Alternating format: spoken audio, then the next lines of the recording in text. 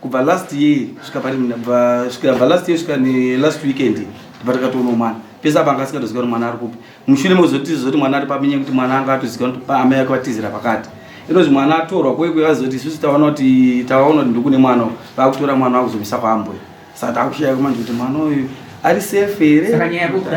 isusu tikukumbirawo mwana tichengete zvedu vakandinyima sekuru wangu atoripo ane 2 years 3 months zvikanzi mwana wedu mudiki anzi mwana achiri mudiki achiri maoko maamai ndakati mwana azi maoko maamai ezvinezvi amai akari kuharani murume ko mwana anani zvikanzi tisitinaye ndakati hazvina kushata ini ndiri baba wakewo chimbondipa kuti mundoradza hama dzangu zvikanzi hama dzako ingadziye pano kana zida kuona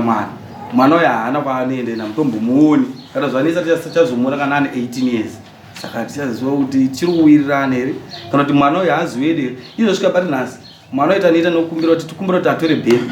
mwana haatori na bhedhi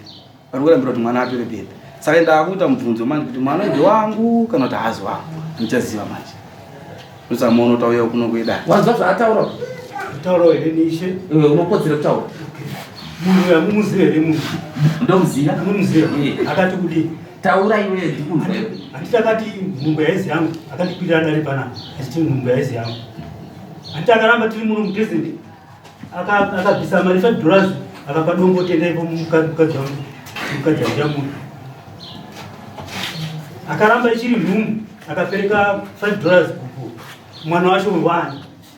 nduzoti mwana wacho ndowani munhu akaramba nhumbu